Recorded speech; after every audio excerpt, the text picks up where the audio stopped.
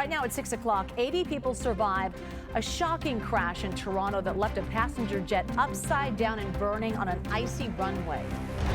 Hit the ground and the plane went sideways. It was mass chaos. I was upside down. A passenger describes the terrifying crash landing and the chaotic moments after. There was like a big fireball out the left side of the plane. It's amazing that we're still here. Plus, a teenage boy killed and several officers injured during a violent weekend at two popular entertainment destinations in San Jose. I think it's scary. The crimes now putting the spotlight on security. And he's a rising NBA star who cut his teeth at Sanoma State. And now he's fighting to save the school's sports programs from being cut. It kind of erases a lot of good things that happened here. I'm just hoping that we can find a way. And later, the Bay Area getting fired up for a new pro basketball team. The viewership is there, continues to rise. The ticket sales are there, continue to rise. The local businesses hoping to cash in on the rise of the Golden State Valkyries. This is CBS News Bay Area with Juliette Goodrich. And good evening. We begin in San Jose, where two popular dining and shopping districts became crime scenes over the weekend. First, a 15-year-old was stabbed to death at Santana Row. His family saying he was attacked while celebrating Valentine's Day with his girlfriend. And then early yesterday morning, police say several officers were injured while trying to break up a brawl at San Pedro Square. As Linda Ramirez shows us, the incidents are putting the spotlight on security. Well, Santana Row and San Pedro Square here are two very popular locations in San Jose for dining, shopping, and entertainment. They don't usually see this kind of violence, and especially not on the same weekend.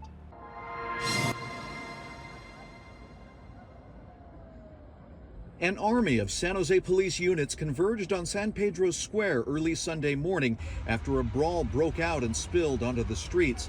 Police say some of the people involved then attacked officers. 8 people were arrested on various charges, including battery of a police officer. This video was recorded by Omar, a neighbor who was surprised by what was happening right in front of him. First time to see this much of cops, like for a fight they come in. I thought it's like there is a bomb or something, you know. I got scared, like what's going on. It was a weekend of violence at popular night spots in San Jose that started when a 15-year-old boy was fatally stabbed at Santana Row.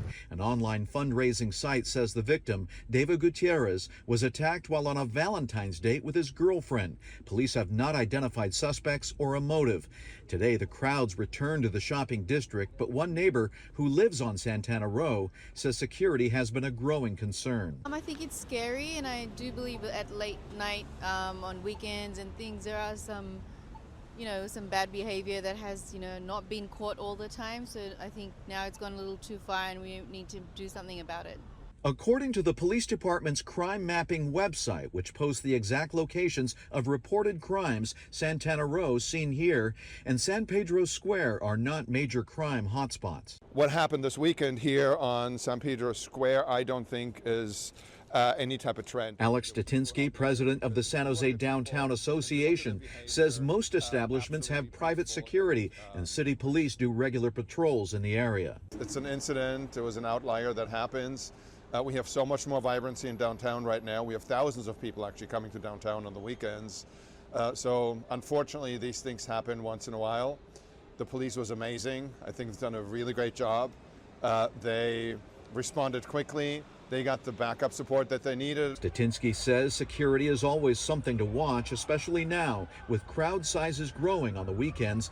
And this year, for the first time, weekend foot traffic at San Pedro Square has grown beyond pre-pandemic levels. San Jose Mayor Matt Mahan released a statement on the deadly stabbing, saying his thoughts are with the victim's family and that he is confident the police will bring the suspects to justice.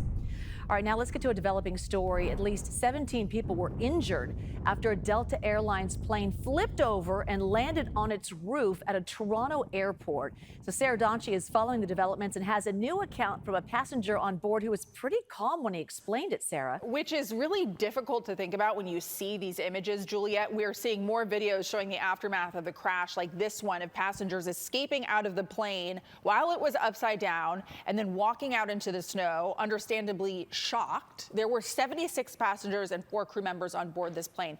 Thankfully and importantly, all of them survived. We just landed. Our plane crashed. It's upside down. I mean, it's just hard to imagine what that would feel like walking away from this. This is another perspective of passengers evacuating the plane overturned. They were coming out one by one. This was a Delta flight operated by a regional carrier, Endeavor. It was coming from Minneapolis. You could see the plane flipped, but the wheels were intact. Major damage, though, of course, to the plane, the wings basically in pieces. Firefighters were spraying water on the smoke to prevent a fire. The passenger who shot this video was calm while describing the terrifying moments of the crash. It was routine, but like it was noticeable that the runways were kind of in a weird condition. And when we hit, it was just a super hard, like I hit the ground and the plane went sideways. And I believe we skidded like on our side and then flipped over on our back. There was like a big fireball out this left side of the plane. It was mass chaos. I was upside down. The lady next to me was upside down. We kind of let ourselves go and fell to hit the ceiling, which is surreal feeling. And then everybody was just like, get out, get out, get out. I mean, what a surreal thing to hear from someone. At least 17 people were hurt.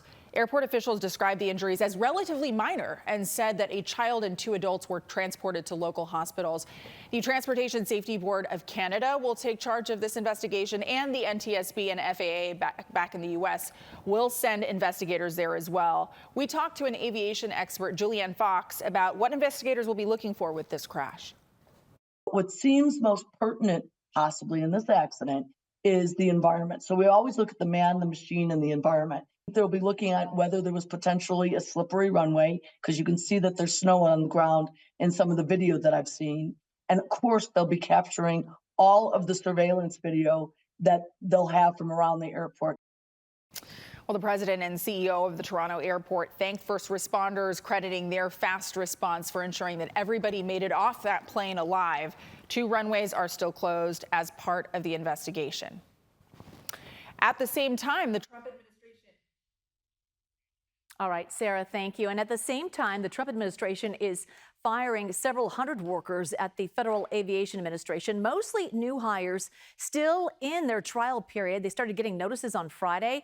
The impacted workers include systems specialists, safety inspectors, and administrative staff. The firings do not include air traffic controllers, who are in short supply amid a decades-long staffing shortage. The Bay Area joining in on President's Day protests happening across the country. In fact, in San Jose, a huge crowd gathered at the Circle of Palms Plaza downtown. There was also a large turnout in Oakland. Hundreds marched from Fruitvale Plaza to Lake Merritt, and many of these protesters are pushing back against President Trump's recent actions like ramping up mass deportations, cutting federal funding, and restricting transgender rights. People also took to the streets in San Francisco.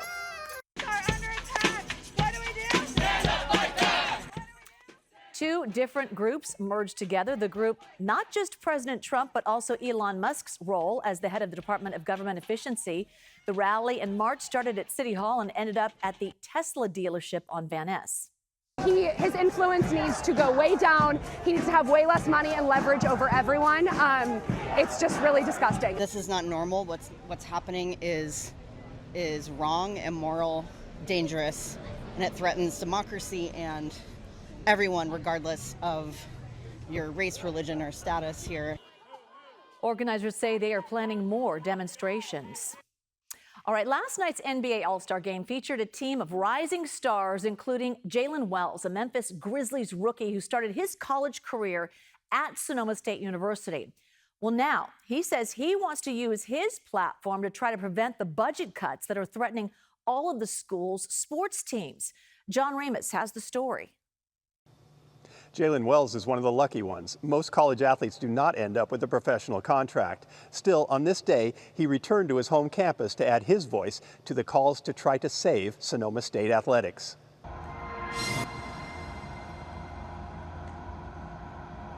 It's pretty quiet on the Sonoma State campus, and not just because of the President's Day holiday. The overall environment is just very down, and you can tell that people are upset. A pall has been cast over the school with the announcement last month that due to budget cuts, half a dozen academic majors and virtually all sports will be eliminated after this semester. It's kind of like losing like a family. I mean, they're kind of breaking us up and kind of just like, okay, we'll figure it out. So that sucks, but. So when Jalen Wells paid his former school a visit after the All-Star game, it felt less like a celebration and more like a rescue mission. I'm just hoping that we can find a way. I'm not sure entirely how I'm able to help, but that's just what I'm trying to do is, put it out there as much as possible. Jalen played for the Division II Seawolves for 2 years before transferring to Washington State. He was drafted in the second round by the Memphis Grizzlies, quickly becoming a starter and earning a spot in the 2025 All-Star lineup. But he told the crowd at Sonoma State that it was here, in his first year when the team went 3-25, that he learned his most important life lessons. I think I learned a lot from that. I think it's helped me till this day, just being able to take the positives out of all the negatives that happened that season. And just being with that team, if you saw us, how we interacted with each other at the end of the year after our last game, you would think that we were 25-3. And now he serves as an inspiration to students who may be doubting their own futures. So thank you very much for showing our student athletes that it is possible to come from a Division II school in a small market and get to the top of the hill. Thank you very much. Val Verhoens knows about battling long odds. He started the school's golf team in 2003, becoming national champions just 6 years later. His message is to resist despair, even when things seem pretty bleak. That's what we have, is we have hope. And we tell our players, we recruit our players, we talk about hope all the time. And that's a driving force in anyone's life. And I believe that that's true in this situation more than any time that I've been here in my 22 years. Jalen says he's not sure what he can do other than to keep the issue before the public. And he says he wishes the university had been more open about what they plan to do. There wasn't really much of a opportunity for them to fight back against this. So just hoping that they give us more time to find a solution for it. The administration says the budget cuts are necessary because of low enrollment. The athletes wonder how eliminating the things people enjoy most about college will solve that problem. The proposed cuts would eliminate 27 coaches and end sports for 227 student athletes. A town hall meeting to discuss the budget cuts is scheduled for Wednesday morning on campus. All right, still ahead here at 6, on the heels of NBA All-Star Weekend, the Bay Area is getting ready for its newest pro basketball team. We're going to hear from San Francisco businesses who are fired up for the Valkyries. The more partners that we have at the table with us and by our side during this, not only that's huge for the health of our business, but that allows us to do really fun things, along the way. Plus, we'll show you how rescue crews managed to pull a man to safety after he fell down an embankment and into the frigid Napa River.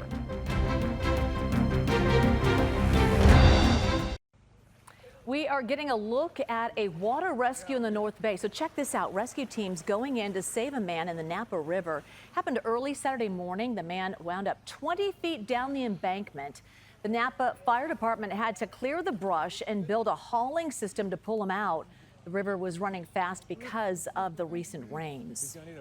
So the NBA All-Star Game, it drew crowds from all over here to the Bay Area, and Steph Curry and other top names giving them a show at the Chase Center. Curry even took home MVP honors, of course.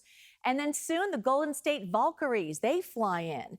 As women's professional sports leagues are seeing record numbers in attendance and TV viewership, the Bay Area will usher in that new basketball franchise. And our Kenny Choi shows us nearby businesses are ready for the timely and much needed boost.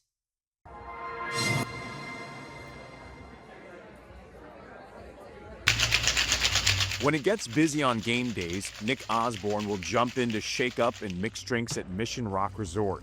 A game day in the neighborhood does translate to some more action. Osborne's family-owned and operated restaurant boasts spectacular views of the bay and is a stone's throw away from Chase Center.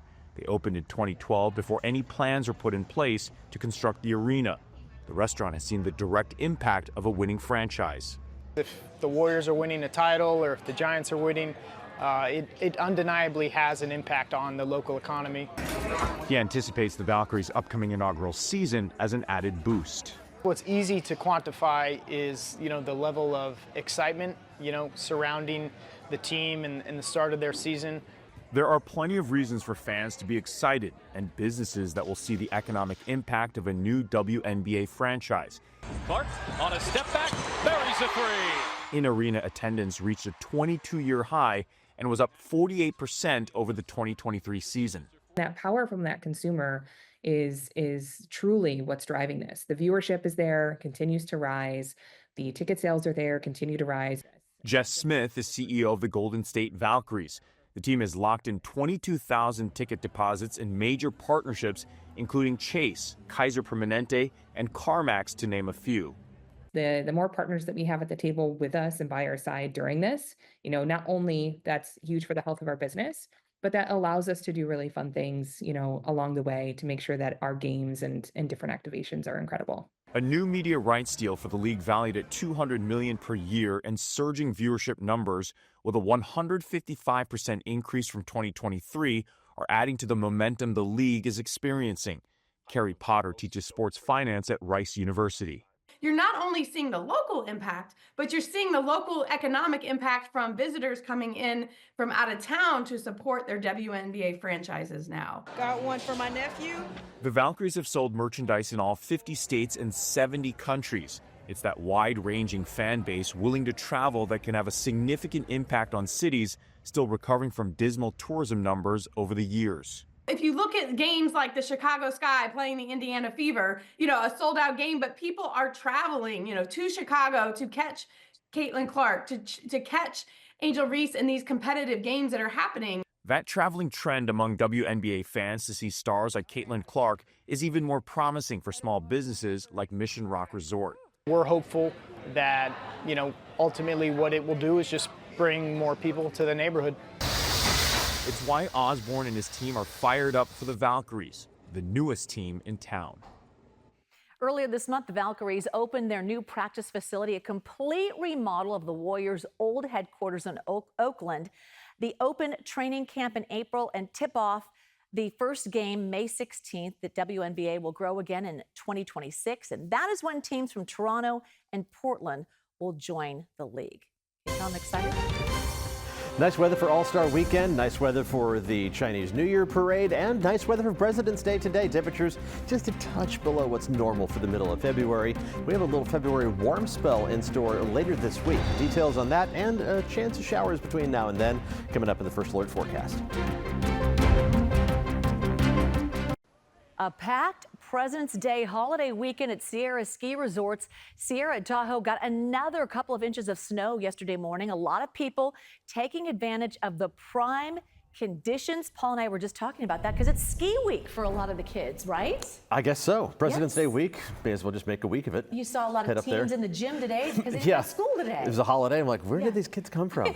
Like, oh, yeah, that's right. When you don't have them, you don't really think about They'll it. be back in school tomorrow. Okay, well, there we go. Yeah. A little more access to the equipment. So now you're saying, what, it's going to be a dry spell for a while? For the most part. There's one chance of showers in the forecast. All right. Otherwise, yeah, pretty dry through most of the end of the month. Let's take a look at what you need to know as we head through this upcoming week, the abbreviated work week after the President's Day holiday. Patchy fog as we head through the rest of tonight. It's not going to be widespread, shouldn't be a big deal for the Tuesday morning commute. A little bit warmer on Tuesday instead of 1 to 3 degrees below average like we were today, about 1 to 3 degrees above average. Very light shower chance in the forecast on Wednesday. That's our one chance of rain in the 7-day forecast. Much warmer by the time we hit the end of the work week and into the weekend. Temperatures are going to be running close to 10 degrees above average, especially away from the water for the last weekend in February. Switching perspectives, looking towards downtown and the Bay Bridge from Treasure Island. A little bit of light still on the horizon. And keep this in mind, in 3 weeks, the sun doesn't even go down until after 7 p.m. So there's light at the end of the tunnel, literally. Temperatures in the low to mid 50s right now with clear skies and light winds. There aren't really any factors to hold much warmth near ground level. So our temperatures are going to drop off pretty quickly as we head through the rest of the night, but then they're going to bounce back pretty quickly as well. Good dog walking weather on Tuesday for Jane in Petaluma. Not quite full sun's out, tongues out weather just yet, but the mix of clouds and sunshine overhead. But temperatures after that chilly start are going to end up a couple degrees above normal into the low 60s in Petaluma, mostly low to mid 60s for all inland parts of the Bay Area. area early tomorrow morning after that rather chilly start. Let's start with the low temperatures tomorrow, which are going to be colder in the North Bay, in the mid to upper 30s to around 40 degrees there. For most of us, we're talking about low temperatures mostly in the lower half of the 40s, pretty close to where we're supposed to be in the middle of February. 43 degrees for a low temperature in San Jose, just a degree or so warmer for San Francisco. And then temperatures do warm up pretty quickly with that mix of clouds and sun, should make it all the way up to 66 degrees in San Jose. That'll be the warm spot on the map, but the cool spots along the coast aren't going to be that much cooler. Upper 50s for Half Moon Bay, Pacifica, and Bodega Bay. Again, most of our temperatures in the low to mid 60s around the bay, mostly in the middle portion of the 60s inland. Even where you start off in the 30s tomorrow morning, you are going to see a nice bounce back to your high temperatures by tomorrow afternoon. Won't be quite that warm on Wednesday because we bring in a shower chance on Wednesday. It's going to be pretty light. I'm going to show you a couple of forecast simulations here. This is from 11 o'clock tomorrow evening through 7 a.m. on Wednesday. And this is when the shower activity looks pretty impressive as it starts to approach the coast, make its way into the North Bay and approaching the Golden Gate by the time the sun comes up on Wednesday morning. But watch what happens as we head from 7 o'clock in the morning through 3 o'clock in the afternoon. The entirety of that shower activity is going to just kind of fall apart. So we're not talking about a significant rain chance at all. Less than a tenth of an inch of rain total is the most likely scenario, but it is literally the only chance of rain that we have in the entire 7-day forecast. So the latest forecast models are estimating, again, less than a tenth of an inch of rain across the board. Some spots not even picking up anything more than a few sprinkles here and there, probably just enough to make you fiddle with the windshield wipers on the way to work on Wednesday.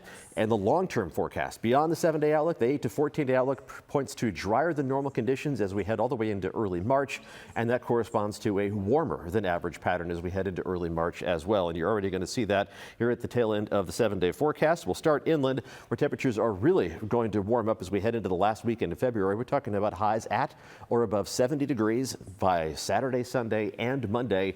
Average highs even inland only in the low 60s this time of year. So that is a significant departure from what is typical for late February. Temperatures around the bay, maybe not quite that warm, but mild into the mid to upper 60s from Friday through early next week. And even along the coast, you're going to notice a warm up with temperatures getting out of the upper 50s and climbing up into the low to even mid 60s over the weekend. Jules? Did you say 70 degrees? Inland, yes. Oh my goodness. Yeah, taste of spring.